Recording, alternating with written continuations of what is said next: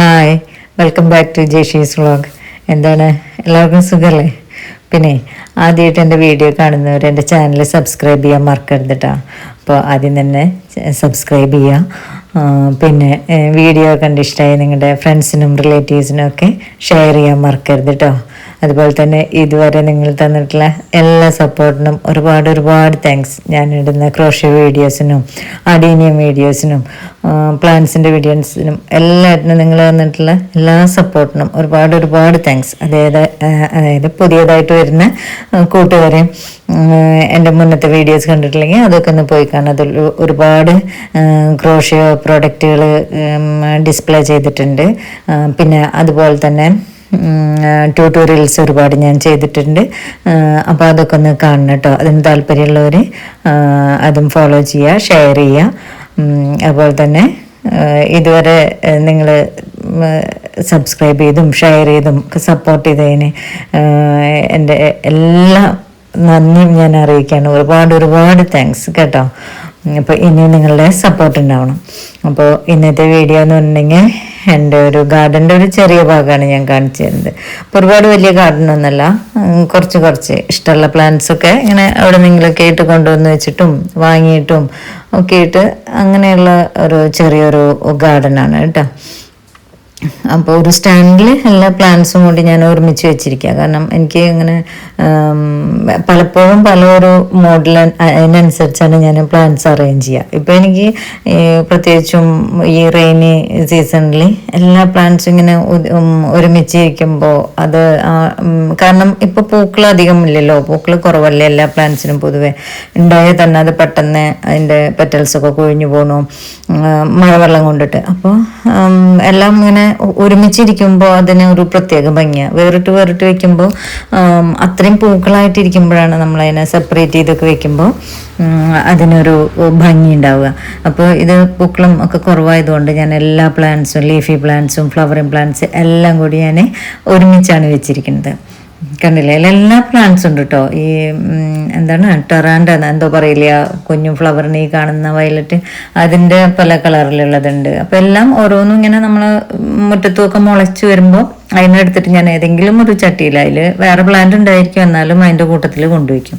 അപ്പോൾ അതിങ്ങനെ ഡിഫറെൻറ്റ് കളറിൽ പൂക്കളും ഒക്കെ ആയിട്ട് നിൽക്കുമ്പോൾ ഒരു പ്രത്യേക ഭംഗിയാണ്. അപ്പോൾ ഞാൻ ഒരു ചെടിയുടെ കടയിൽ തന്നെ വേറെ ചെടികളും ഈ കുഞ്ഞു ചെടികളുണ്ടല്ലോ, വലിയ പ്രശ്നം ഉണ്ടാക്കാത്ത കുഞ്ഞു വേരുകളൊക്കെ ആയിട്ടുള്ള ചെടികൾ, അപ്പോൾ അതിന് വേറെ ചെടികളുടെ ആ ഒരു പോട്ടിൽ തന്നെ വീണ്ടും കൊണ്ടുവയ്ക്കും ഞാൻ.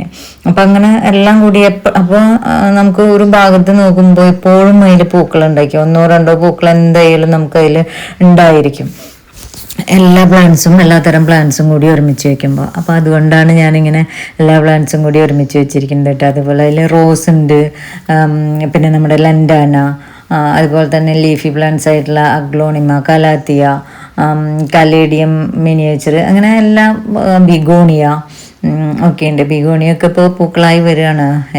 റെയിനി സീസണിലാണല്ലോ ബിഗോണിയ കൂടുതൽ പൂക്കളുണ്ടാവുക. അതുപോലെ തന്നെ ലീഫി പ്ലാന്റ്സ് ഒക്കെ. അപ്പോൾ അതൊക്കെ മഴ കൊള്ളുമ്പോൾ അവർക്കൊരു പ്രത്യേക ഭംഗിയാണ്. അപ്പോൾ അതൊക്കെ ഇങ്ങനെ ഒരുമിച്ചിരിക്കുമ്പോഴും അതിൻ്റെ ആ ഒരു ഗ്രാഡിയൻ കളേഴ്സ് കണ്ടില്ലേ എൻ്റെ ലീവ്സിലൊക്കെ, എന്തൊരു രസമായിട്ട് ആ ഒരു അറേഞ്ച്മെൻറ്റ് വന്നിരിക്കുന്ന ചെടികളുടെ അല്ലേ. അപ്പം അതൊക്കെ ഇങ്ങനെ പല കളറിലും പല ചെടികളും ഒരുമിച്ചിരിക്കുമ്പോൾ നല്ല ഭംഗിയാണ്.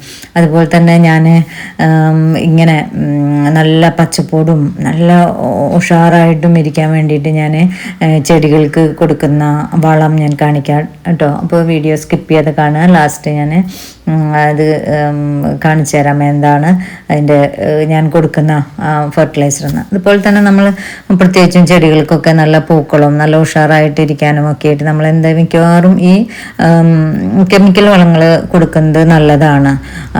അതിനോട് മുഖം തിരിക്കേണ്ട ആവശ്യമൊന്നുമില്ല. കാരണം നമുക്ക് വാങ്ങിച്ചു കൊടുക്കാൻ പറ്റുമെന്നുണ്ടെങ്കിൽ അതാണ് ഏറ്റവും നല്ലത്. അതൊന്ന് സൂക്ഷിച്ചും ശ്രദ്ധിച്ചും ഉപയോഗിക്കണമെന്ന് മാത്രമേ ഉള്ളൂ, ഒരുപാടൊന്നും ഇട്ട് കൊടുക്കാതെ. അപ്പോൾ എൻ്റെ മുന്നത്തെ വീഡിയോസ് വീഡിയോസിലൊക്കെ ഞാൻ റോസിന് കൊടുക്കുന്ന രാസവളങ്ങളും കീടനാശിനികളും ഒക്കെ കാണിച്ചിട്ടുണ്ട്. കാരണം നമുക്ക് പലതരം ചെടികൾ വെക്കുമ്പോഴും ഒക്കെ ആയിട്ട് പല കീടങ്ങളും വരാം, അങ്ങനെ ചെടിയുടെ വളർച്ച മുരടിക്കും, അങ്ങനെയുള്ള പ്രശ്നങ്ങളൊക്കെ എപ്പോഴും ഉണ്ടായിരിക്കും. അപ്പോൾ നമ്മൾ ഓർഗാനിക് ഫെർട്ടിലൈസർ കൊടുക്കാം, നമുക്ക് അത് 2 മാസം കൂടുമ്പോഴോ അല്ലെങ്കിൽ മാസത്തിലൊരിക്കൊക്കെ ഇട്ട് കൊടുക്കാം.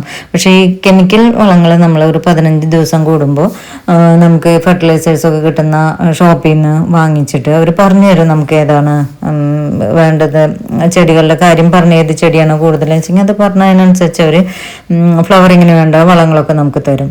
പിന്നെ വളങ്ങളുടെ വീഡിയോസൊക്കെ ഞാൻ ഇട്ടിട്ടുണ്ട് കേട്ടോ, അപ്പോൾ അതറിയാത്തവർ കണ്ടു നോക്കിയാൽ മതി. അപ്പോൾ ഈ വളങ്ങളൊക്കെ കൊടുക്കുന്നത് എപ്പോഴും നല്ലതാണ്. ഒരു ഹെൽത്ത് കണ്ടോ, എൻ്റെ പ്ലാന്റ്സ് റിപ്പോർട്ട് ചെയ്തതിന് ശേഷം ഞാൻ 2 വീക്സ് മുന്നേ റിപ്പോർട്ട് ചെയ്ത ഒരു പ്ലാന്റിനെയാണ് ഇപ്പോൾ ഈ മുട്ടുകളൊക്കെ ആയിട്ട് കാണിക്കുന്നത്. അപ്പോൾ അത് അതിൻ്റെ ഒപ്പം തന്നെ നമ്മൾ DAP അങ്ങനെയുള്ള വളങ്ങൾ ചെയ്ത് കൊടുക്കുകയാണ്.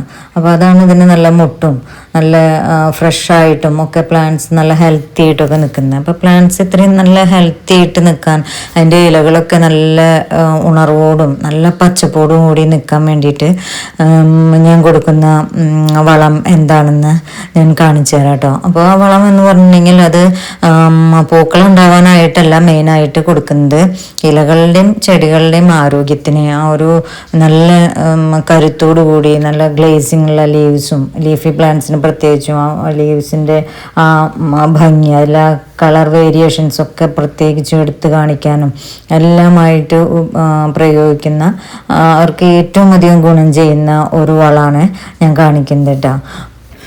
പിന്നെ ബിഗിനേഴ്സൊക്കെ പ്രത്യേകം ശ്രദ്ധിക്കേണ്ട ഒരു കാര്യം, നമ്മൾ ഏതൊരു പ്ലാന്റ് പുതിയതായിട്ട് കൊണ്ടുവന്ന് വയ്ക്കുകയാണെങ്കിലും നല്ല നീർവാർച്ചയുള്ള പോട്ടി മിക്സ് ആയിരിക്കണം അതിന്.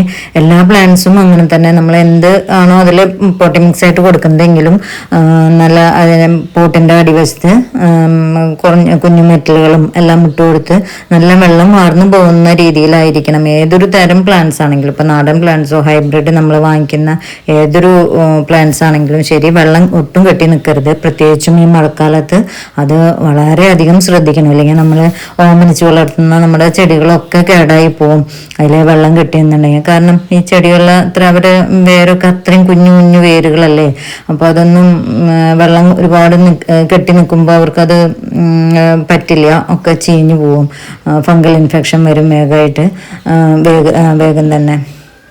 അപ്പോൾ അത് പ്രത്യേകം ശ്രദ്ധിക്കണം, പ്രത്യേകിച്ചും ബിഗിനേഴ്സ് കേട്ടോ. പിന്നെ ഈ കാണുന്നതാണ് നമ്മുടെ എപ്സം സോൾട്ട്. ഇതാണ് ഞാൻ ചെടികൾ നല്ല പച്ചപ്പോടും നല്ല കരുത്തോടും കൂടി വളരാൻ വേണ്ടി കൊടുക്കുന്ന വളം. ഇത് ഫ്ലവറിങ്ങിനുള്ള മെയിനായിട്ട്. ചെടി നല്ല കരുത്തോടും ഇതായിട്ട് വന്നു കഴിഞ്ഞിട്ടുണ്ടെങ്കിൽ ഫ്ലവറിങ് ഓട്ടോമാറ്റിക്കായിട്ട് വരും. മറ്റു വളങ്ങളാണ് അതിന് പൂക്കൾ ഉണ്ടാവാൻ കൊടുക്കുന്നത്. പക്ഷേ ഇത് ലീവ്സ് നല്ല ഭംഗിയായിട്ട്, പ്രത്യേകിച്ചും ലീഫി പ്ലാന്റ്സിന് കൊടുക്കാൻ പറ്റിയതാണ്. അപ്പോൾ ഇത് വെള്ളത്തിൽ ലയിക്കുന്നതാണ്.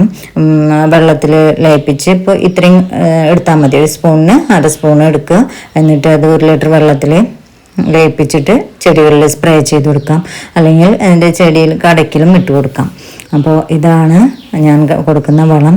അപ്പോൾ അത് പറ്റാവുന്നവർ വാങ്ങിച്ചു കൊടുക്കുക. പിന്നെ കുട്ടികളെടുത്ത് കഴിക്കാതെ നോക്കണം, കാരണം അത് പഞ്ചസാര പോലെ ഇരിക്കുന്നതാണ്. അപ്പോൾ കുട്ടികളുടെ കയ്യിലെത്തുന്നിടത്തൊന്നും വരരുത്. അവർക്കിത് കാണുമ്പോൾ കൗതുകം കൊണ്ട് ഒന്ന് ടേസ്റ്റ് ചെയ്ത് നോക്കും.